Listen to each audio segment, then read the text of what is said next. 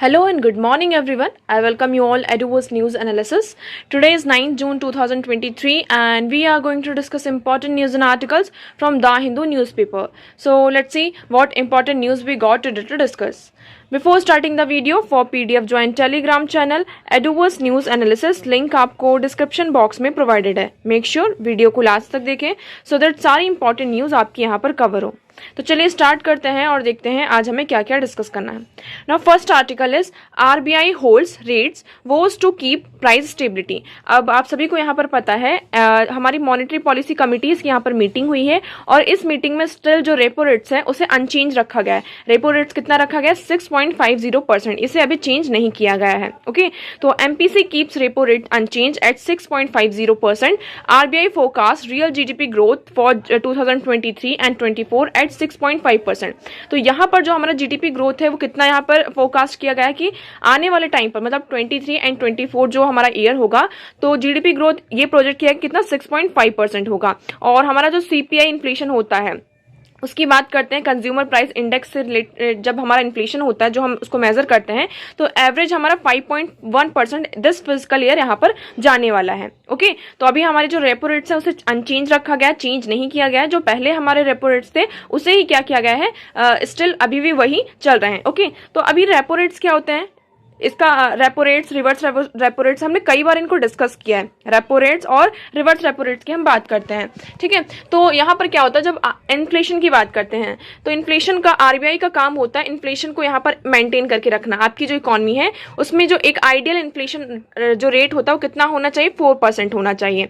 Minimum आपका कितना चला जाए? 2% चला जाए और मैक्स टू मैक्स 6% चले जाए. अब यहाँ पर कोविड-19 के बाद से हम क्या देख रहे थे कि जो हमारा इन्फ्लेशन रेट था उसने 6% को भी क्या कर लिया था? क्रॉस कर लिया था. अब जब ये इन्फ्लेशन रेट ज्यादा बढ़ती है तो आरबीआई की जो मॉनेटरी पॉलिसी कमेटी होती है, आरबीआई होती है उसके अंडर मॉनेटरी पॉलिसी कमेटी होती है जो यहाँ पे वेरियस जो रेट्स होते हैं, हमारे रेपो रेट्स होते हैं, रिजर्व रेपो रेट्स होते हैं, एसएलआर होता है, सीएलआर होता है. तो ये सारी चीजों को क्या करते हैं, इनका जो रेट्स होता है उसको चेंज किया जाता है जिससे हम क्या कर सके, इन्फ्लेशन को जो हमारा एक आइडियल टारगेट होता है 4% उस तक वहां पर लेकर आ सके. तो अभी तक हम बात कर रहे हैं हमारा जो रेपो रेट से कितना है? 6.50%. अब यहाँ पर हम देखेंगे कि जो रेपो रेट्स होते हैं रिवर्स रेपो रेट्स होते हैं, इनकी डेफिनेशन क्या होती है आप एक बार प्लीज कमेंट सेक्शन में जरूर बताइएगा क्योंकि इसको हमने कई बार डिस्कस किया है. अगर if you don't know anything about this तो हम इसको फिर से फर्दर डिस्कस करेंगे. ओके नेक्स्ट मूव करते हैं. Next article is Canada is giving space to extremist says Jaishankar. अब इस आर्टिकल को आप यहाँ से लिंक कर सकते हैं. एडिटोरियल सेक्शन में हमारा एक और आर्टिकल है यहाँ पर, अनदर लॉ. ओके तो Canada is doing very little to address India's concern on Sikh extremist. अब आप सभी को पता है कि इंडिया में कितना ज्यादा यहाँ पे सिख एक्सट्रीमिस्ट चलता है. जो खालिस्तानी ग्रुप्स हैं तो मेजोरिटी में कहाँ रहते हैं ये लोग? आपके कनाडा में रहते हैं. ठीक है अभी हाल ही फिलहाल हमने कल ही क्या देखा, वहां पर क्या हो रहा है कि जो खालिस्तानी ग्रुप्स हैं उन्होंने जो ऑपरेशन ब्लू स्टार 1984 में हुआ था उस जो प्रोटेस्ट हुआ था और जो हमारी former prime minister Indira Gandhi ji थे उनका जो असैसिनेशन हुआ था तो इस इवेंट को ग्लोरीफाई करने के लिए उन्होंने क्या किया, कनाडा में इस इवेंट को सेलिब्रेट किया. मतलब उनका जो असैसिनेशन हुआ था हमारे former prime minister Indira Gandhi ji का, तो उनका जो असैसिनेशन हुआ था उसे ग्लोरीफाई करने के लिए एक इवेंट रखा गया. ओके तो इसी के चलते यहाँ पे जो इंडियन पॉलिटिक्स है, हमारे जो एक्सटर्नल अफेयर मिनिस्टर है उन्होंने ये कहा कि आप देखेंगे said incident was a part of border pattern indicating that these forces pose a real challenges not only to the India Canada relations but also to Canada itself. तो यहाँ पे कहा जा रहा है कि भले मतलब कि ये जो चीजें हो रही हैं, ये जो इवेंट्स हो रहे हैं वो क्या कर रहे हैं, हमारा जो रिलेशन है इंडिया कनाडा का जो रिलेशन है उसको एक तरीके से थ्रेट इंपोज कर रहे हैं. यहाँ पर जो चैलेंजेस यहाँ पर हमारे सामने लेकर आ रहे हैं सिर्फ इंडिया कनाडा रिलेशन को ही नहीं, कनाडा इटसेल्फ यहाँ पर मतलब क्या हो रहा है, उनकी जो चैलेंजेस है उसके सामने यहाँ पर आ रहा है. ओके तो यहाँ पर देखिए क्या हुआ कि अभी जो कनाडा है वो ये जो पूरा उनका जो खालिस्तानी ग्रुप है ना, ये सिख्स का जो सिख पीपल होते हैं इनका एक बहुत बड़ा ग्रुप है वहां पर. और ज्यादातर हम बात करते हैं 8 लाख पीपल वहां पर हैं कितने 8 लाख जो सिख कम्युनिटी के लोग हैं वहां पर उस बॉर्डर एरिया में वहां पर रहते हैं। तो कनाडा के लिए बहुत ही बड़ा जो है एक तरीके से वोट बैंक है, और यहाँ पे कनाडा क्या है, इसको इग्नोर नहीं कर सकता है। बट यहाँ पर क्या हो रहा है कि वेरियस यहाँ पे जो खालिस्तानी क्या डिमांड करते हैं कि हमें खालिस्तान जो मूवमेंट्स है कि खालिस्तान को इंडिया से अलग कर दिया जाए, है ना। यहाँ पे उनकी क्या प्रोसेस होती है, सेशनिस्ट की पॉलिसी होती है कि हमें इंडिया से क्या होना है, अलग करना है। इसलिए यहाँ पे वो क्या करते रहते हैं, जैसे कनाडा है तो इंडिया के अगेंस्ट में एंटी इंडिया के जो सेंटीमेंट्स है उसको यहाँ पर सामने लेकर आते हैं। तो आप यहाँ पर देखेंगे वेरियस यहाँ पर कनाडा की जो लीडरशिप में उसमें वेरियस प्रोटेस्ट भी हुए हैं।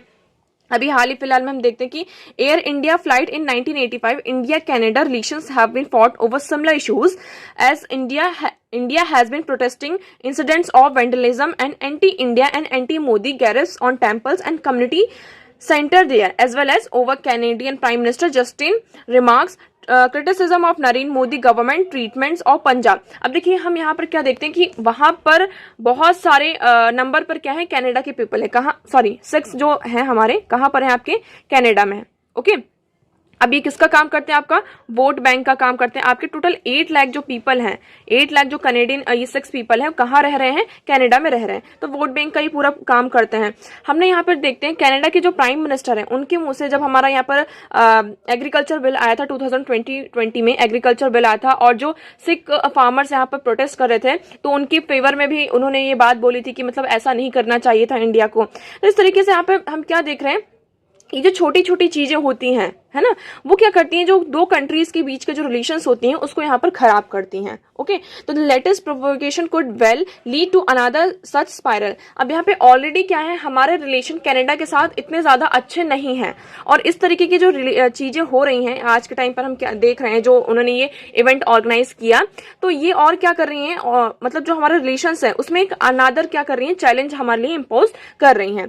अब both governments need to resolve the issue diplomatically. अब यहाँ पर गवर्नमेंट्स को क्या करना होगा, इनके जो इश्यूज है इन्हें डिप्लोमेटिकली सॉल्व करने की जरूरत है। इससे क्या हो सकता है, हमारे जो बायलैटरल रिलेशंस हैं उसको हम क्या कर सकते हैं, बनाकर रख सकते हैं। अब एक्चुअली वहां पर देखा जाए तो कनाडा का जो right to protect freedom of speech and expression है उसके अंडर में वो लोग यहाँ पे ये सारी चीजें कर रहे हैं कि उनके पास क्या है, राइट है freedom of speech and expression का, वो कुछ भी यहाँ पर कर सकते हैं। तो वो एक तरीके से कनाडा ये कह सकती है कि हम क्या कर रहे हैं, हमारे जो सिटीजन्स है उनका जो ये राइट है उसको प्रोटेक्ट किया जा रहा है। बट अल्टीमेटली यहाँ पर ये जो उनका राइट्स है वो इंडिया का यहाँ पे कंसर्न क्या है कि जो देखिए glorify the assassination of prime minister constitute inflammatory hate speech. वहां पर क्या है, हेट स्पीच है। आप जो फॉर्मर हमारे प्राइम मिनिस्टर है उनका जो एसोसिनेशन हुआ है उसे आप ग्लोरीफाई कर रहे हो, तो ये हमारे लिए अच्छी बात नहीं है। ओके, अब यहाँ पर हम देखेंगे कि New Delhi to able to cooperate share evidences of extremist activity and terrorist act such group as comprising on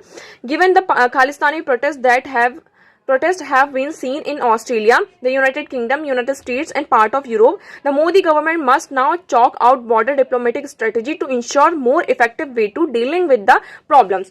अब यहाँ पर सर ये कनाडा की बात नहीं हो रही, ऑस्ट्रेलिया में भी हमें यहाँ पर वेरियस जो खालिस्तानी ग्रुप्स हैं वो प्रोटेस्ट करते हुए नजर आ रहे हैं। यूनाइटेड किंगडम में आपने देखा था कि कोर्ट के बाहर मतलब कि क्या कर रहे थे, जो ये सिख पीपल हो रहे थे वो प्रोटेस्ट कर रहे थे। इसी के चलते अभी हमारे यूनाइटेड किंगडम से यूके के साथ जो हमारे रिलेशन थे वो थोड़े यहाँ पे खराब डिस्टर्ब चल रहे थे, रिलेशन हमारे अच्छे नहीं थे। यूनाइटेड स्टेट और कुछ यूरोप के पार्ट्स में भी हम क्या देखते हैं, जो वेरियस यहाँ पे एक्सट्रीमिस्ट एक्टिविटीज यहाँ पर इंडिया के अगेंस्ट में anti India, anti Modi government, इस तरीके की चीजें यहाँ पर चलती रहती हैं। तो अब यहाँ का इसका सॉल्यूशन क्या हो सकता है, सॉल्यूशन इसका यही है कि हम क्या कर सकते हैं, हमें यहाँ पर एक बॉर्डर डिप्लोमेटिक स्ट्रेटेजी को लेकर आना होगा और इफेक्टिव वे में इस चीज को यहाँ पर डील करना होगा। ये सारी इश्यूज को हम यहाँ पर हमारी जो G20 समिट होने वाली है वहां भी, क्योंकि हमारे जितने भी लीडर्स होंगे वो एक साथ आएंगे, मिलेंगे, तो यहाँ पर जो एक्सट्रीमिस्ट एक्टिविटी है इसे हम कैसे रोक सकते हैं। और ये सिर्फ एंटी इंडिया की बात नहीं हो रही है, अदर कंट्रीज के बीच में भी यहाँ पर क्या होता है कि हम जो एंटी नेशंस के उनके अगेंस्ट में क्या करते हैं, यहाँ पर जो आपके अंदर एक थॉट होता है उसको यहाँ पर जनरेट करते हैं। तो इस चीज को हम कैसे रोक सकते हैं, नक्सलिज्म को, यहाँ पे जो क्रॉस बॉर्डर टेररिज्म है, ये सारी चीजों को हम कैसे रोक सकते हैं। तो G20 हमारे लिए बहुत बड़ा प्लेटफॉर्म हो सकता है जहां पर हम इस तरीके की चीजों को क्या कर सकते हैं, डिस्कस करते हैं। G20 सिर्फ यहाँ पर रशिया यूक्रेन का जो टॉपिक है वहां पर हमें सिर्फ लिमिटेड नहीं रहना है, हमें जो G20 का स्कोप है उसे और ज्यादा क्या करना होगा, एनलार्ज करना होगा। ओके, आई होप आपको ये पूरा आर्टिकल यहाँ पर क्लियर होगा। नेक्स्ट मूव करते हैं। नाउ नेक्स्ट आर्टिकल इज आप इस आर्टिकल को देखेंगे, ये क्या है, getting railway safety back on track after Odisha. अब आप सभी को पता है ये ओडिशा का जो इंसिडेंट हुआ है उसी के बारे में रिलेटेड है। उसके बाद ये कहा कि जब से यहाँ पे ओडिशा का ट्रैक पर जो पूरा एक्सीडेंट हुआ है उसके बाद से हम धीरे धीरे क्या कर रहे हैं, रेल सेफ्टी की तरफ आगे बढ़ रहे हैं।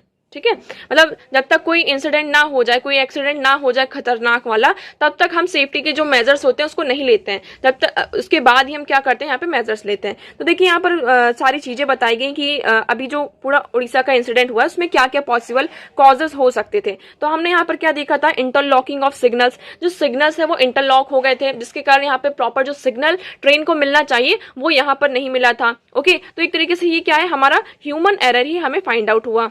ये क्या था, जो ये पूरा एक्सीडेंट हुआ था ये किस बेसिस पर हुआ था, ह्यूमन एरर था यहाँ पर। ओके, हम यहाँ पर नेक्स्ट चीज क्या देखते हैं कि जो स्पीड थी ट्रेन की वो बहुत ज्यादा हाई थी। हम बात करते हैं कवच सिस्टम को यहाँ पर लेकर आने की। हमारा जो इंडिजीनियस सिस्टम है कवच सिस्टम, इसे हम इम्प्लीमेंट करेंगे, बट ये जो कवच सिस्टम है वो भी जो ट्रेन की स्पीड से उसको इतना ज्यादा यहाँ पर नहीं रोक सकता है। हाँ, हमें जल्द से जल्द अब क्या करना होगा, इस तरीके का जो सिस्टम है उसको लेकर आना होगा, बट इसके बाद भी हमें बहुत सारी जो चीजें हैं उसको इंश्योर करना होगा। पहली चीज हम क्या बात करते हैं, यहाँ पे पहला आ गया आपका क्या, ह्यूमन एरर। ह्यूमन एरर आ गया। दूसरी बात यहाँ पर क्या करते हैं कि हमारे पास जो लैक्यूना क्या क्या है, मतलब इस तरीके की जो इंसिडेंसेस है, लैक ऑफ क्या है, हमारे पास लैक ऑफ स्टाफ है, यहाँ पे प्रॉपर स्टाफ नहीं है। ठीक है, कि वहां पे क्या करके प्रॉपर सिग्नल प्रोवाइड करें। यहाँ पे लैक ऑफ इंफ्रास्ट्रक्चर है, यहाँ पे हमारे पास क्या है, प्रॉपर इंफ्रास्ट्रक्चर नहीं। रेलवे हमारा, हम बात करते हैं कि टोटल अगर हम डेली बात करें तो 23 मिलियन पीपल जो है यहाँ पे ट्रेन से क्या करते हैं, यहाँ पे सफर करते हैं। ठीक है, तो यहाँ पर 23 मिलियन जो पीपल है उनकी सेफ्टी की यहाँ पर बात की जा रही है। तो यहाँ पर इसलिए हम यहाँ पे क्या क्या चीजें कर सकते हैं, तो इसमें बस इस आर्टिकल में यही बात की गई कि हमें यहाँ पे प्रॉपर जो स्टाफ है उसको इंस्टॉल करना होगा, रिक्रूट करना होगा, जिससे हम क्या कर सकें, इस तरीके के जो इंसिडेंट्स है, प्रॉपर स्टाफ रहेगा तो हर एक चीज की यहाँ पे अच्छे से मेंटेनेंस होगी कि किसका कहाँ पर सिग्नल देना है, कब यहाँ पे जो फाटक है उसको यहाँ पे ओपन करना है, इन सारी चीजों की बात होगी। ओके, यहाँ पे सिग्नल की बात होगी। प्रॉपर यहाँ पे इंफ्रास्ट्रक्चर बहुत ही इंपॉर्टेंट रोल प्ले करता है किसी भी सेक्टर को आगे बढ़ाने के लिए। ओके, तो रेलवे में हमें एक प्रॉपर इंफ्रास्ट्रक्चर की जरूरत है। ओके, नेक्स्ट इसमें बात करें कि इंडियन रेलवे में हमें सेफ्टी, इंडियन जो रेलवेज है वहां पे जो सेफ्टी के रिकॉर्ड्स है उसे सामने लेकर आना होगा। ओके, आप यहाँ पर देखेंगे कि look at the data till decades ago, fatalities caused by railway accident used to be in range of 500 plus every year। अब यहाँ पर रेलवे के कारण जो एक्सीडेंट होते हैं इसका पूरा डेटा निकल कर आया है। तो उसने ये बताया कि जो रेलवे से एक्सीडेंट होते हैं उसमें हर साल 500 प्लस जो पीपल है उनकी यहाँ पर क्या होती है, डेथ होती है। मतलब आप देख सकते हैं कि नंबर ना तो 50 है ना 10 है, यहाँ पर 500 जो प्लस पीपल है उनकी यहाँ पर डेथ होती है। Although the Odisha accident has left a imprint on safety statics, it is important to accept that general reduction in the accident rate is a result of some positive actions such as elimination of unmanned level crossing as well as improved track renewal and maintenance. अब धीरे धीरे क्या हो रहा है, ये जो number है वो यहाँ पर क्या हो गया है, कम हो रहा है। मतलब हम पहले का जो डेटा देखते हैं कि जो रेलवे के कारण कितने एक्सीडेंट होते थे, हर साल 500 से ज्यादा, मतलब कि हमें डेथ टोल यहाँ पे दिखाई देती थी। बट यहाँ पर हमने कुछ मेजर्स लिए, सेफ्टी जो स्टैटिक्स है उसको यहाँ पर मेजर किया, उसके बाद से ये जो नंबर है वो 500 से होकर कितना आ चुका है, अब 50 आ चुका है ना। बट ये 50 भी यहाँ पे इनकी डेथ क्यों हो, तो यहाँ पर ये जो चेंजेस आया है वो क्यों आया है, यहाँ पे कुछ पॉजिटिव एक्शंस लिए गए हैं, जिससे हमने क्या किया है कि जैसे कि eliminated the unmanned level crossing. आप सभी देखा होगा कि जो रेलवे ट्रैक्स होते हैं तो लोग क्या करते हैं, यहाँ पे जो पैसेंजर्स होते हैं कई बार कि उन्हें यहाँ पर क्या मिल जाता है कि रूट यहाँ पर आसान हो जाता है कि हमें इस प्लेटफॉर्म से दूसरे प्लेटफॉर्म पर जाना है, तो हम इस ट्रैक अगर इसका रास्ता ऐसा होता है कि यहाँ से आपको इस तरीके से घूमकर यहाँ पर फिर जाना होगा तो आप दूसरे प्लेटफॉर्म पर पहुंचेंगे। तो लोग क्या करते थे, टाइम को से बचाने के लिए वो ट्रैक के थ्रू ही क्या करते थे, इसको ट्रैक को क्रॉस करते थे। अब क्या होता था, कई बार ट्रेन आ रही होती है, इसके कारण यहाँ पे बहुत सारे लोगों की जान होती थी। तो इस चीज को हमने क्या किया, यहाँ पर हटाया। जो हमारा ट्रैक रिन्यूअल है उस ट्रैक्स को यहाँ पे इम्प्रूव किया, क्योंकि पटरियां टूटी होती थी तो कई बार इस तरीके से भी क्या होते थे, ट्रेन के एक्सीडेंट्स हो जाते थे। तो यहाँ पर कुछ पॉजिटिव एक्शंस लिए गए हैं जिसके कारण हम ये जो नंबर 500 से हम यहाँ पर 50 तक पहुंच चुके हैं। अब देखिए यहाँ पर क्या है, फंड यहाँ पर कोई इशू नहीं है। हम यहाँ पर हमने क्या किया इतना अच्छा कि strong reasons make strong actions. अगर हमारे पास एक स्ट्रॉन्ग रीजन है किसी भी चीज को करने का, तो यहाँ पर हम क्या करेंगे, हमारे जो एक्शंस होंगे ऑटोमेटिकली कैसे हो जाएंगे, स्ट्रॉन्ग हो जाएंगे, है ना। अगर हमें पढ़ना है तो आप कुछ भी कर लीजिए, कोई भी आपके सामने रिस्ट्रिक्शंस आ जाए, आपको पढ़ने से कोई भी रोक नहीं सकता है। उसी तरीके से यहाँ पे बात की जा रही है, अगर आपके पास यहाँ पे स्ट्रॉन्ग रीजन है किसी भी चीज को करने का, तो आपको वो स्ट्रॉन्ग एक्शंस वहां पर लेने ही होंगे, आपको एक्शंस को लेने के लिए यहाँ पर कोई भी रोक नहीं सकता है। ओके, तो यहाँ पे इस तरीके की जो एक्सीडेंट्स उसको प्रिवेंट करने के लिए कहा जा रहा है कि हम क्या लेकर आ रहे हैं, कवच सिस्टम लेकर आ रहे हैं। ये क्या है, आपका इंडिजीनियस कॉम्प्रिहेंसिव सिग्नलिंग सिस्टम है, ठीक है, जिसमें कि अगर दो ट्रेन है आपस में एक ही ट्रैक पर आ रही है, एक इस तरफ से आ रही है, एक दूसरी तरफ से आ रही है, तो यहाँ पर मान लीजिए कि कोई सिग्नल प्रोवाइड नहीं हुआ, तो इसमें ऑटोमेटिक सिग्नल जनरेट होगा, जिसके कारण एक टाइम पर अगर ड्राइवर ने सिग्नल नहीं देखा, मिस कर दिया या ऐसा कुछ हुआ, तो जो ट्रेन है ऑटोमेटिक उसमें क्या लग जाएगा, ब्रेक लग जाएगा, ठीक है। अब ये जो सिग्नल है, ये उड़ीसा का जो इंसिडेंट हुआ, इस तरीके के जो इंसिडेंट्स है उसको प्रिवेंट तो नहीं कर सकता, क्योंकि जो ट्रेन की स्पीड थी वो बहुत ज्यादा हाई थी, बट स्टिल अगर इसका जो डिमांड है की जा रही कि इसका यहाँ पर इसका फास्टर इम्प्लीमेंटेशन करने की हमें क्या है, जरूरत है, जिससे हम क्या कर सके, जो ट्रेन की कैपेसिटी है उसको और ज्यादा इंप्रूव कर सकें। ओके, तो आई होप आपको ये आर्टिकल यहाँ पर क्लियर होगा। नेक्स्ट मूव करते हैं। Next article is economic emphasis. Economic emphasis, इसमें बात की जा रही है, अब हाल ही फिलहाल में हमने देखा था 4 डेज की विजिट पर आए थे कौन, नेपाल के प्राइम मिनिस्टर। नेपाल के प्राइम मिनिस्टर यहाँ पे 4 डेज की विजिट पर आए थे। अब इस 4 डेज की विजिट पर मेनली किस किस चीज पर फोकस किया गया उसके बारे में यहाँ पर बात की गई है। The focus was on trade development ties during the Nepal PM visit. तो यहाँ पर इस विजिट में मेनली यहाँ पर ट्रेड और डेवलपमेंट है, इन सारी चीजों पर क्या किया गया था, मेनली फोकस किया गया था। हम बात करते हैं, देखिए नेपाल के साथ अभी कुछ पास्ट में बात करें तो कुछ रिलेशंस हमारे साथ वहां पर अच्छे नहीं थे, क्योंकि हम देखते हैं कि जब गवर्नमेंट चेंज होती है तो कुछ गवर्नमेंट के जो रिलेशंस होते हैं वो हमारे साथ अच्छे होते हैं, और कुछ गवर्नमेंट ऐसी जब चेंज होकर आती है तो उनके साथ हमारे रिलेशंस अच्छे नहीं हो पाते, मतलब कि हमारे जो आइडियोलॉजी हो वो मैच नहीं कर पाती है। तो हाल ही फिलहाल में हम देखते हैं जब यहाँ पर ओली साहब जी की गवर्नमेंट थी तब इंडिया की जो रिलेशंस है वो यहाँ पर अच्छे नहीं थे। अब यहाँ पे एक गवर्नमेंट चेंज हुई है, आप यहाँ पर देखेंगे a change of government in Nepal with fall of the hawkish regime led by Khadga Prasad Sharma Oli and the restoration of the pre 22 election Nepali Congress and Maoist alliances to power raise expectations of a thaw this matter.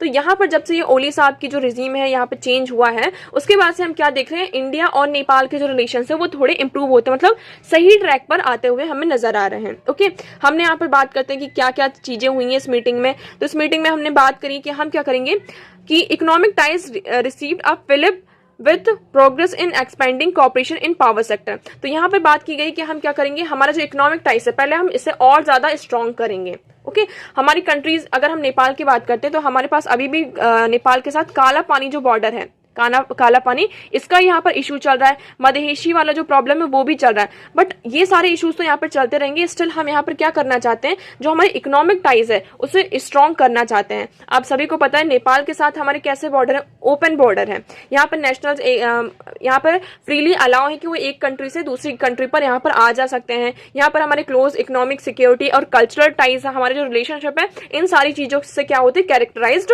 होते हैं। Okay, तो यहाँ पर हम अभी इस time पर हाल ही फिलहाल में जो विजिट हुई है वहां पर मेजर ट्रेड जो ट्रांजिट पार्टनर है इन सारी चीजों पर बात की गई है कि हम यहाँ पर क्या करेंगे, इन सारी चीजों पर कॉपरेशन करेंगे। यहाँ पर बात की गई कि हम नेपाल से इंडिया क्या करेगा, 10,000 मेगावाट का जो पावर है उसे यहाँ पे एक्सपोर्ट किया जाएगा। नेपाल क्या करेगा, इंडिया को 10,000 मेगावाट का जो पावर जनरेशन है उसे यहाँ पर इंडिया को एक्सपोर्ट किया जाएगा। ओके, यहाँ पे मेमोरेंडम ऑफ अंडरस्टैंडिंग में साइन हुई है। पेट्रोलियम सप्लाई के लिए यहाँ पे पाइपलाइन को क्या किया है, सिंगरौली टू झापा, सिंगरौली से लेकर झापा तक जो पेट्रोलियम पाइपलाइन सप्लाई है उसका कंस्ट्रक्शन किया जाएगा। बिसाइड्स इसके यहाँ पे extension of existing pipelines and construction of new terminals were positives. यहाँ पर जो एग्जिस्टिंग पाइपलाइंस है वहां पर पेट्रोलियम का सप्लाई है उसे और ज्यादा एक्सटेंड किया जाएगा। तो यहाँ पर देखिए हम वेरियस सेक्टर में हमारा जो ट्रेड है उसे और ज्यादा इनहेंस करने की बात की। पावर सेक्टर में हमारे वेरियस यहाँ पे क्या हुए, कॉपरेशन हुए हैं। ओके, तो इसमें यही कहा जा रहा है कि देखिए जब यहाँ पर गवर्नमेंट चेंज होती है तो थोड़े थोड़े जो हमारे रिलेशंस हैं उनमें यहाँ पे चेंजेस आते हैं। हमारे जो ओली साहब जी की गवर्नमेंट थी उनके साथ हमारे रिलेशंस नहीं अच्छे होते थे। उस टाइम पर यहाँ पर क्या होता था, नेपाल में एंटी इंडिया के जो सेंटीमेंट्स है वो बहुत ज्यादा फैलाए जाते थे, जिसके कारण हम क्या देख रहे थे कि इंडिया और नेपाल के जो रिलेशन है वो अच्छे नहीं हो पा रहे थे। ओके, उसके बाद यहाँ पे वेरियस प्रॉब्लम्स, जैसे कि हम काला पानी का इशू देखते हैं, यहाँ पे जो मधेशी इशू है ये भी बहुत सामने आ रहा था इंडिया और नेपाल के रिलेशन के बीच में। बट स्टिल अभी अब क्या देख रहे हैं कि ये जो इशूज है इसको हमने साइड में रख के क्या किया, जो हमारे इकोनॉमिक टाइज हैं उसे स्ट्रॉन्ग करने की बात कही है कि देखिए, while emphasis on economic ties should keep the relation in a good state, the government can not just put the border issue on the back burner and expect it to sorted out. ये जो काला पानी और border issue है ये तो short out हो ही जाएंगे आने वाले टाइम पर, बट इस बेसिस पर जो हमारे इकोनॉमिक रिलेशंस हैं, इकोनॉमिक टाइज है, उसे खराब करना हमारे लिए अच्छा नहीं हो। ओके, तो modalities to discuss the issues and seek a lasting solution should be priority going forward. तो यहाँ पर हमें अभी के टाइम पर जो मेनली इश्यूज हैं उन पर फोकस करना चाहिए, ना कि जो हमें पीछे की तरफ जाकर जो छोटे छोटे इश्यूज हैं उन पर फोकस करना चाहिए। ओके, तो आई होप आपको ये पूरा यहाँ पे क्लियर होगा। नेक्स्ट मूव करते हैं। Now next article is do production link incentives for manufacturing work. अब यहाँ पर किसकी बात की जा रही है, आपकी प्रोडक्शन लिंक इंसेंटिव्स की। प्रोडक्शन लिंक इंसेंटिव्स को यहाँ पर 2020 में हमारी गवर्नमेंट लेकर आती है। ये एक स्कीम है जिसमें जो आपके प्राइवेट सेक्टर हैं, कॉर्पोरेट सेक्टर्स हैं, उन्हें यहाँ पे इंसेंटिव्स प्रोवाइड किया जाएगा, जिससे कि क्या हो, इंडिया में जो मैन्युफैक्चरिंग है उसे हम क्या कर सकें, बढ़ावा दे सकें। मतलब एक तरीके से यहाँ पर जो आपकी प्राइवेट कंपनीज हैं, प्राइवेट कंपनीज हैं, ओके, आपका जो अनऑर्गेनाइज और ऑर्गेनाइज सेक्टर है वहां पर उन्हें क्या दिया जाएगा, सब्सिडीज प्रोवाइड की जाएंगी, जिससे वो क्या कर सकें, ज्यादा से ज्यादा यहाँ पे मैन्युफैक्चरिंग कर सके। मैन्युफैक्चरिंग ज्यादा होगी तो आप सभी को पता है क्या होगा, एक्सपोर्ट होगा, और एक्सपोर्ट होगा तो इससे क्या होगा, हमारी जीडीपी में यहाँ पर क्या होगा, ग्रोथ होगा। तो आज के टाइम पर अगर हम देखते हैं इस आर्टिकल में मिली यहाँ पे डिबेट हो रही है कि यहाँ पर क्या होना चाहिए, एक्सपोर्ट ज़्यादा होना चाहिए, इंपोर्ट ज़्यादा होना चाहिए, इन सारी चीज़ों पर डिस्कस किया गया है। तो देखिए, एक्चुअली आज के टाइम पे अगर हम बात करते हैं एट प्रेजेंट, तो यहाँ पर क्या हो रहा है कि ज़्यादा जो कंट्रीज है वो मैन्युफैक्चरिंग पर क्या कर रही है, फोकस कर रही है। मैन्युफैक्चरिंग पर फोकस कर रही है कि मतलब हमें ज़्यादा से ज़्यादा क्या करना है, यहाँ पर एक्सपोर्ट करना है। ओके, एक्सपोर्ट होगा तो ये डायरेक्टली किस में कंट्रीब्यूट करेगा, हमारी जीडीपी पर कंट्रीब्यूट करेगा। बट यहाँ पर क्या क्या प्रॉब्लम्स आ रही है मैन्युफैक्चरिंग से रिलेटेड इंडिया में, उसकी बात करते हैं। ये जो स्कीम है अब तक जो PLI जो स्कीम है, इसने डोमेस्टिक मैन्युफैक्चर सेक्टर को कितना बूस्ट किया है उसके बारे में यहाँ पर क्वेश्चन किया गया है कि ये कितनी, ये जो हम पब्लिक प्रोडक्शन लिंक इंसेंटिव्स ये जो स्कीम लेकर आए हैं उसने यहाँ पर इसे क्वेश्चन किया गया है। इसके बारे में ये कहा गया कि स्कीम कितनी ज्यादा यहाँ पे सक्सेसफुल रही है या नहीं है। ओके, अब देखिए मैन्युफैक्चरिंग सेक्टर की बात करते हैं कि इंडिया में क्या क्या प्रॉब्लम आ रही है। तो देखिए डिबेट है तो इसमें यहाँ पे 2 पार्ट्स में आप इसको यहाँ पे डिस्कस कर सकते हैं। पहले यहाँ पे कहा जा रहा है कि इंडिया में जो प्रॉब्लम्स की बात करते हैं, ठीक है, हम मैन्युफैक्चरिंग तो कर लेंगे, यहाँ पर हमने सब्सिडीज प्रोवाइड कर दी, सारी चीजें प्रोवाइड कर दी, मैन्युफैक्चरिंग तो कर लेंगे, बट मैन्युफैक्चरिंग में सबसे बड़ी जो प्रॉब्लम आ रही है वो क्या आ रही है, यहाँ पर डिमांड नहीं हो रही है। हम यहाँ पे चीजों की मैन्युफैक्चरिंग कर रहे हैं बट मार्केट में यहाँ पर क्या हो रहा है, डिमांड नहीं हो रहा है। तो मैन्युफैक्चरिंग करने से भी यहाँ पर क्या है, कोई फायदा नहीं है। ओके, दूसरा पार्ट यहाँ पर क्या बोलता है कि यहाँ पर डिमांड तो है, यहाँ पर क्या है, डिमांड तो है, तभी तो हम इतने सारे यहाँ पे जो सेमीकंडक्टर्स हैं, जो इलेक्ट्रिक व्हीकल्स हैं, जो इलेक्ट्रिक अप्लायंसेस हैं, उनको क्या करते हैं, इंपोर्ट करते हैं इंडिया में। तो यहाँ पर क्या है, डिमांड तो है, बट क्या है, उस डिमांड को फुलफिल करने के लिए हमें क्या चाहिए, रिसर्च की जरूरत है, हमें यहाँ पे डेवलपमेंट फंड्स की जरूरत है। वो सारी चीजों पर हम क्या कर रहे हैं, थोड़ा यहाँ पर लैग कर रहे हैं। ये जो इंसेंटिव्स प्रोवाइड किए जा रहे हैं, किसको प्रोवाइड किए जा रहे हैं, ऑर्गेनाइज सेक्टर में प्रोवाइड किए जा रहे हैं। ठीक है, तो यहाँ पर कौन सा पीछे छूट रहा है, अनऑर्गेनाइज सेक्टर है, और ज्यादातर जो हमारी पॉपुलेशन है वो कहाँ इंगेज है, हमारी अनऑर्गेनाइज सेक्टर में इंगेज है। इसलिए यहाँ पर ये कहा जा रहा है कि जो स्कीम है यहाँ पर ज्यादा सक्सेसफुल नहीं रही है। तो आप यहाँ पर देखेंगे अदर कंट्रीज की बात की जा रही है, there is a huge emphasis on a green industry. आज के टाइम पर अगर हम बात करते हैं, जो कुछ भी जो इंसेंटिव्स यहाँ पे दिए जाते हैं इंडस्ट्रीज को, जो इंसेंटिव्स प्रोवाइड किए जाते हैं, तो उन्हें एक टारगेट भी दिया जाता है कि आपको ये टारगेट दिया जा रहा है, आप इस टारगेट को क्या करिए, पूरा करिए, उसके बाद ही हम क्या करेंगे, मतलब एक तरीके से आपको ये पूरे जो इंसेंटिव्स है उसका फायदा यहाँ पर मिलेगा। तो government typically target certain strategic sector which have huge potential. तो यहाँ पर गवर्नमेंट क्या करती है, जो कुछ ही सेक्टर्स होती हैं जिसका ह्यूज पोटेंशियल है, उससे यहाँ पे क्या करती है, टारगेट करती है, जिससे कि हम क्या कर सकें, ज्यादा से ज्यादा उन्हें इंसेंटिव प्रोवाइड कर सकें। अब आज के टाइम पे बात करते हैं, हम फ्यूचर सस्टेनेबिलिटी की बात करते हैं। दीज डेज हम we are looking for a future sustainability consideration, there is a huge emphasis on green industry. यहाँ पर हम ग्रीन इंडस्ट्री की बात करते हैं, यहाँ पर हम नेट जीरो जो गोल्स है हमारे कंट्रीज यहाँ पे कमिटमेंट कर रही है कि क्या होना चाहिए, हमारा जो नेट जीरो एमिशन होना चाहिए ग्रीन हाउस गैसेस का। यूएस की बात करते हैं, यूएस गवर्नमेंट ने यहाँ पे क्या किया है, $720 बिलियन यहाँ पर डिस्ट्रीब्यूट किए हैं एज अ सब्सिडीज और इंसेंटिव्स आप कह लीजिए कंपनीज को, जिसमें उन्होंने कहा है कि आप क्या करिए, manufacture high tech equipment such as semiconductor, green hydrogen, electric vehicle. तो यहाँ पर देखिए ग्रीन इकोनॉमी को कितना ज्यादा क्या किया जा रहा है, यहाँ पर उस पर फोकस किया जा रहा है। इसलिए यहाँ पर आप यूएस का एग्जाम्पल देख सकते हैं कि यूएस ने $720 बिलियन जो डॉलर है वो डिस्ट्रीब्यूट किया है कंपनीज को सब्सिडीज के फॉर्म में, इंसेंटिव्स के फॉर्म में, जिससे वो क्या कर सके, high technology equipments such as जो सेमीकंडक्टर्स हैं, आपके ग्रीन हाइड्रोजन है, इलेक्ट्रिक व्हीकल्स है, इसे यहाँ पर क्या कर सके, प्रोड्यूस कर सके। ओके, तो देखिए इसमें अल्टीमेटली यही कहा जा रहा है कि हमारे जो कोर सेक्टर्स हैं, अगर मैन्युफैक्चरिंग ज्यादा होती है तो अल्टीमेटली इसमें क्या होगा, लोग यहाँ पे एम्प्लॉयमेंट, उनको लोगों को यहाँ पर क्या मिलेगी, जॉब मिलेगी और एम्प्लॉयमेंट ऑलरेडी यहाँ पर क्या होगी, क्रिएट होगी।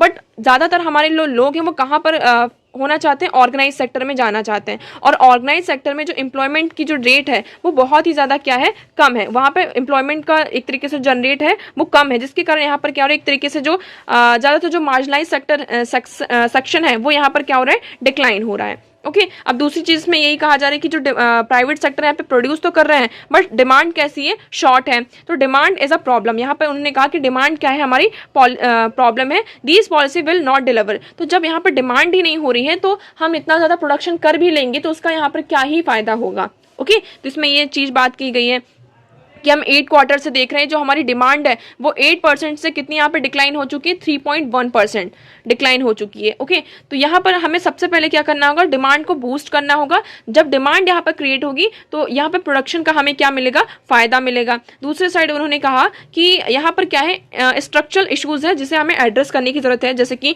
Infrastructure has to be fixed, the quality of education has to be improved at all level, research and development investment has to be enhanced. तो यहाँ पर कुछ स्ट्रक्चरल चेंजेस है मैन्युफैक्चरिंग सेक्टर में, जैसे कि क्या क्या, इंफ्रास्ट्रक्चर को आपको फिक्स करना होगा। दूसरे यहाँ पे क्वालिटी ऑफ एजुकेशन, यहाँ पे स्किल्ड लेबर और स्किल्ड वर्कर की जरूरत है, तो हमें यहाँ पे जो हमारी एजुकेशन है उसे इंप्रूव करने की जरूरत है। रिसर्च और डेवलपमेंट की यहाँ पे क्या है, सबसे ज्यादा जरूरत है। तो इंडिया में क्या होता है, जो कंपनीज होती है वहां पर रिसर्च और डेवलपमेंट नहीं होती है, जिसके कारण हम क्या कर जाते हैं, मैन्युफैक्चरिंग सेक्टर में जो चीजें होती है यहाँ पर हम पीछे रह जाते हैं। ओके, तो हमें यहाँ पर रिसर्च और डेवलपमेंट पर भी क्या करना होगा, फोकस करना होगा, तभी हम क्या कर सकते हैं, जो हमारा मैन्युफैक्चरिंग है सेक्टर उस पर यहाँ पर हम क्या कर सकते हैं, फायदा उसका उठा सकते हैं। अब हम PLI इस स्कीम, प्रोडक्शन लिंक इंसेंटिव्स के बारे में देख लेते हैं।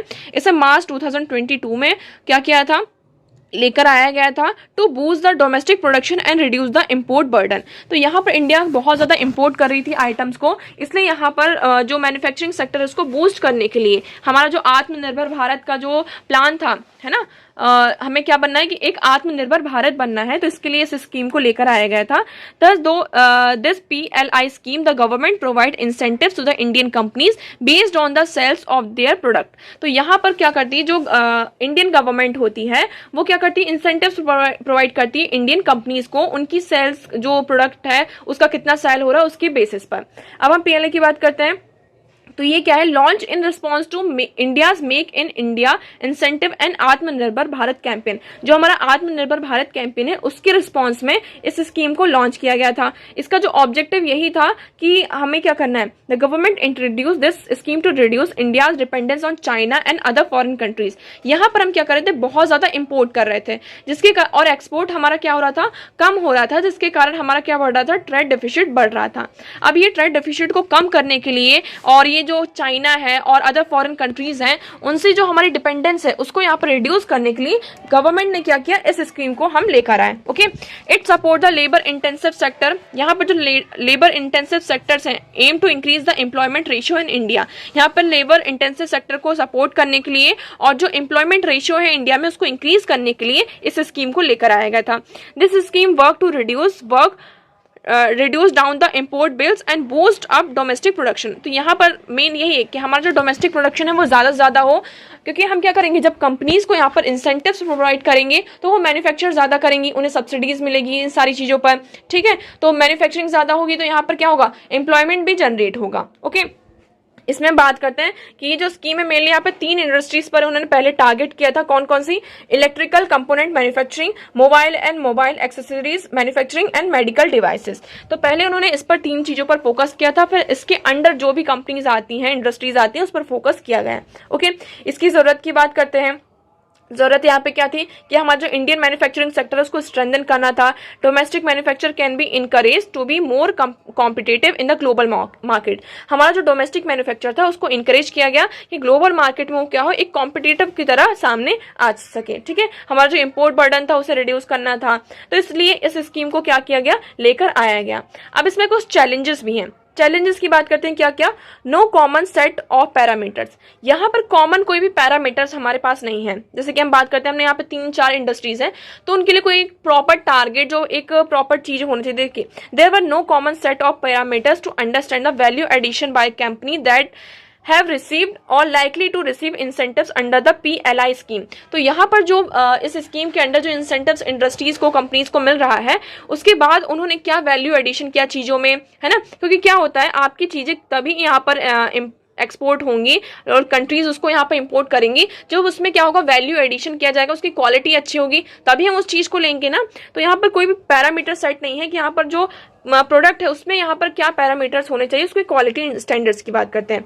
Target for companies for incentives to steep departments and ministries which interact with companies operating in their sector also face certain specific issues। यहाँ पर क्या होते हैं, कोई भी टारगेट कंपनीज के लिए यहाँ पर सेट नहीं किया गया है। डोमेस्टिक कंपनीज रिलाइड ऑन 1 और 2 सप्लाई चेन। यहाँ पे जो डोमेस्टिक कंपनीज होती हैं, यहाँ पे उनकी जो सप्लाई चेन है वो 1 और 2 जो सप्लाई चेन है उस पर ही क्या होती हैं, रिलाई करती हैं। ओके, तो मतलब एक तरीके से यहाँ पर क्या हो रहा है, ये कुछ चैलेंजेस हैं जो ये स्कीम यहाँ पर हमें फेस करती हुई नजर आ रही है।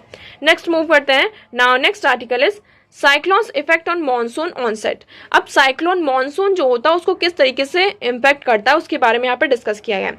अब बात करते हैं साइक्लोन के कारण यहाँ पे जो होता है, we are seeing cyclone formation in the pre monsoon cyclone season closer to the monsoon onset, arguably due to influence of warmer Arctic Ocean on the winds over the Arabian sea. अब यहाँ पर क्या आने वाला, जो Arabian सी में हम देख रहे हैं कि साइक्लोन आने वाला है। साइक्लोन की बात करते हैं, व्हाट इज साइक्लोन। साइक्लोन हमने यहाँ पे देखा, साइक्लोन को हम यहाँ पे हिंदी में कहते हैं क्या, चक्रवात। हिंदी में से चक्रवात कहा जाता है। साइक्लोन क्या होता है, साइक्लोन का फॉर्मेशन कैसे होता है, इसके लिए यहाँ पे मेनली आपको 3 कंडीशन पता होनी चाहिए। पहली कंडीशन आपकी क्या है, यहाँ पर आपको एक लार्ज वाटर बॉडी चाहिए। लार्ज वाटर बॉडी होती है, ठीक है। जैसे कि आप एग्जाम्पल ले सकते हैं, आपका सी हो गया, और ओशन जो होता है वहां पर क्या होता है, साइक्लोन का फॉर्मेशन होता है। दूसरा जो ये वाटर बॉडीज है उसका जो टेम्परेचर है वो कितना होना चाहिए, 27 डिग्री से यहाँ पर ज्यादा होना चाहिए। यहाँ पे 27 डिग्री से क्या होना चाहिए, ज्यादा होगा। जब पानी यहाँ पे गर्म होगा तभी क्या होगा, यहाँ पे साइक्लोन्स फॉर्म होते हैं। थर्ड हम बात करते हैं, यहाँ पे कोरोलिसिस फोर्स की जरूरत होती है। क्या, कोरोलिसिस फोर्स। और कोरोलिसिस फोर्स यहाँ पर कैसे जनरेट होता है, आप सभी को पता है, जो अर्थ होती है, जो ये अर्थ रोटेट करती है, अर्थ अपनी एक्सिस पे भी रोटेट करती है ना, तो उस रोटेशन के कारण यहाँ पे क्या होता है, कोरोलिसिस फोर्स जो होता है वो जनरेट होता है। तो इन 3 चीजों की क्या होती है, हमें जरूरत होती है, किसके लिए, साइक्लोन की फॉर्मेशन के लिए। अब यहाँ पे साइक्लोन कैसे फॉर्म होते हैं, हमारे पास मान लीजिए तीनों चीजें आ गई, ठीक है। अब यहाँ पर क्या होता है, जैसे कि ये आपकी हो गई वाटर बॉडी, हमने यहाँ पे बात करी, ये आपकी हो गई वाटर बॉडी, ठीक है। अब यहाँ पे ये क्या है, वाटर बॉडी का जो ये पानी है, ये जो वाटर बॉडी है ये बहुत ज्यादा, इसका टेम्परेचर कितना है, 27 डिग्री से हायर हो गया, 28, 29, 30 डिग्री तक यहाँ पर मान लीजिए पहुंच गया।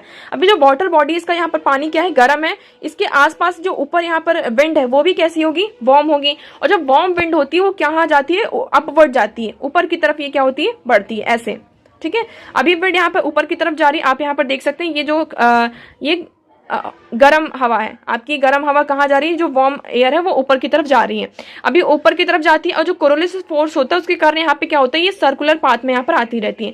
अब यहाँ पर क्या होता है, एक तरीके से लो प्रेशर एरिया क्रिएट हो जाता है। लो प्रेशर एरिया यहाँ पर क्रिएट होता है, और ये जो विंड ऊपर जाती है तो धीरे धीरे क्या होती है, ठंड मतलब कि ये कोल्ड होने लगती है और क्लाउड्स का फॉर्मेशन करने लगती है। अब यहाँ पर जो लो प्रेशर एरिया क्रिएट हुआ है, यहाँ पे क्या देखते हैं हम कि जो आसपास की कोल्ड विंड्स होती हैं, आसपास के यहाँ पे जितनी भी कोल्ड विंड्स होती हैं वो क्या करती हैं, इस स्पेस को फिलअप करने की कोशिश करती हैं। और जब वो इस एरिया में आती है, लो प्रेशर एरिया में आती है, तो वो भी क्या होती हैं, गर्म होकर ऊपर की तरफ जाती हैं। वो भी कहाँ जाती है, आपकी ऊपर की तरफ जाती है। तो ये पूरा यहाँ पे प्रोसेस चलती रहती है और ये जो कोरोलिसिस फोर्स है इस तरीके से यहाँ पर ये बहुत ही तेजी से होने लगता है। तो यहाँ पे क्या बनता है, ये जो पूरा वाटर होता है एक सर्कुलर पाथ में ये सारी चीजें बन जाती हैं, इस तरीके से ये सर्कुलर पाथ में हो जाती हैं और ये बहुत ही स्पीड से होती है। फिर ये ओशन से जो आपका है उससे चलते चलते यहाँ पर क्या होती है, ग्राउंड लेवल पर आके जो पूरा पानी है आपका आ जाता है। तो इससे क्या होती है कि हम देखते हैं मास लेवल पर हमारा बहुत ज्यादा डिस्ट्रक्शन होता है, बहुत ही तेज बारिश होती है, तूफान आते हैं, मतलब जो आंधी आपने सुना होगा ना, तो बहुत ही लार्ज लेवल पर क्या होता है, इस तरीके से आंधी और तूफान आते हैं। ठीक है, तो ये आपको आई होप यहाँ पे साइक्लोन कैसे आता हो ये यहाँ पर क्लियर होगा। ये क्या इंपैक्ट करता है, हमारा मॉनसून सीजन भी इंपैक्ट करता है। अब इस टाइम पे क्या हो रहा है, साइक्लोन्स बहुत ज्यादा आ रहे हैं। क्यों आ रहे हैं, क्योंकि ग्लोबल वार्मिंग हो रही है। ग्लोबल वार्मिंग हो रही है, इसके कारण क्या हो रहा है, जो हमारा सी है और ओशन है वो उनका जो वाटर है जो टेम्परेचर है वो यहाँ पर राइज हो रहा है और टेम्परेचर राइज हो रहा है, यहाँ पे लो प्रेशर एरिया क्रिएट हो रहा है, ऊपर आपका हाई प्रेशर एरिया क्रिएट हो रहा है, जिसके कारण हमें साइक्लोन्स देखने को मिल रहे हैं। साइक्लोन्स के यहाँ पे वेरियस इंपैक्ट होते हैं, मास लेवल पर डिस्ट्रक्शन होता है, यहाँ पे बहुत सारे लोगों को क्या करना पड़ता है, रिप्लेसमेंट करना पड़ता है। स्पेशली जो कोस्टल एरिया कंट्रीज होती है, जैसे कि आप बात कर सकते हैं इंडिया की, है ना, तो इंडिया में बहुत सारे जो वेरियस कोस्टल एरियाज हैं, यहाँ पर आपका अरेबियन सी आ जाता है और यहाँ पे बे ऑफ बंगाल आ जाता है। ठीक है, तो यहाँ पर ईस्टर्न, ये आपका ईस्टर्न कोस्ट है और ये वेस्टर्न कोस्ट है। तो यहाँ पर क्या होता है, जो ईस्टर्न कोस्ट है आपका ये बहुत ही ज्यादा वल्नरेबल है साइक्लोन्स का। हमारे जो बे ऑफ बंगाल है यहाँ पे बहुत ज्यादा क्या होते हैं, साइक्लोन्स आते हैं। पहले अरेबियन सी में इतने ज्यादा नहीं आते थे, बट स्टिल अभी जो ग्लोबल वार्मिंग हो रहा है इसके कारण हमें क्या देखने को मिल रहा है, अरेबियन सी में भी हमें यहाँ पे साइक्लोन्स को देखने को मिल रहा है। ओके, तो अब यहाँ पे आई होप आपको यहाँ पे साइक्लोन्स कैसे आते हैं ये सारी चीजें क्लियर होती हैं। अब देखिए अलग अलग कंट्रीज में साइक्लोन जो होते हैं उनके नाम अलग अलग होते हैं। यहाँ पे अटलांटिक और ईस्टर्न पैसिफिक ओशन की बात करते हैं, यहाँ पर साइक्लोन्स को ह्यूरिकेन्स कहा जाता है। साउथ ईस्ट एशिया में इनको टाइफून्स कहते हैं और इंडियन ओशन और वेस्टर्न पैसिफिक और ऑस्ट्रेलिया में इन्हें साइक्लोन कहा जाता है। ओके, यहाँ पर क्या होती है, आपकी international committee of the world meteorological organisation होती है, जो यहाँ पे साइक्लोन्स के जो नेम होते हैं उसको यहाँ पे अपडेट करती रहती है। हर साल इसमें क्या होता है, एक्चुअली जितनी भी कंट्रीज होती हैं वो अपनी तरफ से यहाँ पे एक एक जो नेम है वो सामने देती हैं और उनके अल्टरनेटिव वेज में उन्हें क्या किया जाता है, जो कोई भी साइक्लोन आता है तो उनका जो नाम होता है उसे रखा जाता है। तो आई होप आपको यहाँ पे साइक्लोन क्या है वो क्लियर होगा। आप एक बार डेफिनेशन देख सकते हैं, cyclone are rapid inward air circulation around a low pressure area, the air circulate in the anti-clockwise direction in the northern hemisphere and clockwise in the southern hemisphere। अब आप सभी को पता है यहाँ पे हमारे दो हेमिस्फीयर हैं, एक है आपका क्या सदर्न हेमिस्फीयर और सॉरी ये आपका सदर्न हेमिस्फीयर है और ये नदर्न हेमिस्फीयर है। तो यहाँ पर जो साइक्लोन का डायरेक्शन होता है तो नदर्न हेमिस्फीयर में बात करते हैं ये एंटी क्लॉकवाइज होता है, कैसा एंटी क्लॉकवाइज, और सदर्न में यहाँ पे होता है क्लॉकवाइज होता है। तो मेनली यहाँ पे जो ट्रॉपिकल कंट्रीज होती हैं वो बहुत ज्यादा क्या होती है, वल्नरेबल होती हैं साइक्लोन्स की। क्यों, क्योंकि वहां पर क्या होता है, सनलाइट का ज्यादा इम्पैक्ट होता है, ज्यादा डायरेक्टली वहां पर आती है और वहां का जो वाटर होता है वो ज्यादा क्या होता है, वार्म होता है। नेक्स्ट मूव करते हैं। Now next article is Chandrayaan 3 to be launched in mid July. अब यहाँ पे मिड जुलाई में ये कहा जा रहा है, जो इसरो है Indian research space research organisation, उन्होंने ये कहा है कि हम चंद्रयान 3 जो ये मिशन है इसे क्या करेंगे, लॉन्च करेंगे। ओके, हमारे यहाँ पे चंद्रयान 3 क्या है, आप चंद्रयान नाम से आपको पता चल रहा है कि ये क्या हमारा मून का मिशन है। ठीक है, तो अब यहाँ पर मिड जुलाई में क्या होगा, चंद्रयान जो 3 है इसे यहाँ पर क्या किया जाएगा, लॉन्च किया जाएगा इसरो के द्वारा। ओके, नेक्स्ट मूव करते हैं। Next article is US UK forge Atlantic declaration to boost ties. अब यहाँ पे जो यूएस है और यूके है इनके बीच में अभी मीटिंग हुई है। यहाँ पे क्या बात की जा रही है कि हमारी जो स्ट्रेटेजिक पैक्ट्स हैं, वेरियस स्ट्रेटेजिक पैक्ट्स हैं जो हमारे रिलेशन है उसको मेंटेन करने के लिए यहाँ पे साइन किए गए। मेनली इनका फोकस किस पर है, रशिया और चाइना और जो इकोनॉमिक इंस्टेबिलिटी है उसको काउंटर करना। ठीक है, रशिया चाइना तो आपके आएंगे ही आएंगे और इकोनॉमिक जो इंस्टेबिलिटी इस टाइम पर हो रही है उसको काउंटर करने के लिए यहाँ पर यूएस और यूके एक साथ में आए हैं। अब देखते हैं इसमें इस डिक्लेरेशन के बाद यहाँ पर क्या किया जा रहा है कि जो वेरियस इंडस्ट्रीज है उन्हें सब्सिडीज प्रोवाइड करने की बात की गई है। यहाँ पे ग्रीन इकोनॉमी को क्राफ्ट करने की बात की गई है कि हम क्या करेंगे, ग्रीन इकोनॉमी लेकर आएंगे और ग्रीन इकोनॉमी को बूस्ट करने के लिए हम क्या करेंगे, जो हमारी इंडस्ट्रीज है उन्हें सब्सिडीज प्रोवाइड करेंगे ताकि हम क्या कर सकें, इस चीज को यहाँ पे जो हमारा टारगेट है ग्रीन इकोनॉमी का उसको अचीव कर सके। यहाँ पे जो हमारा डिफेंस सिस्टम है, डिफेंस इंडस्ट्रीज है, रिन्यूएबल एनर्जी रिसोर्सेज है, इनको भी क्या किया जाएगा, बूस्ट किया जाएगा। तो यहाँ पे अटलांटिक डिक्लेरेशन को अडॉप्ट किया गया है जिसका एम है to boost the industry ties on defence and renewable energy in the face of growing competition from China. तो यहाँ पर जो डिफेंस है, एनर्जी, रिन्यूएबल एनर्जीज है, तो यहाँ पे चाइना के साथ एक तरीके से कॉम्पिटिशन हो रहा है, तो उसको फेस करने के लिए यहाँ पर क्या हुआ है, आपका अटलांटिक डिक्लेरेशन हुआ है। तो ये किसके बीच में हुआ है, यूएस और यूके के बीच में हुआ है, आपको यहाँ पर ये याद रखना है। ओके, तो देखिए आज इतने ही इंपॉर्टेंट आर्टिकल्स थे। आई होप आपको यहाँ पे सारी चीजें क्लियर होंगी। अगर आपको कोई भी डाउट है तो आप कमेंट सेक्शन में हमसे पूछ सकते हैं। वीडियो कैसा लगा कमेंट सेक्शन में जरूर बताइएगा। वीडियो को लाइक करना और चैनल को सब्सक्राइब करना ना भूलें। अपने दोस्तों के साथ भी इसे शेयर करिए। तो आज के लिए इतना ही। Thank you so much for discussion.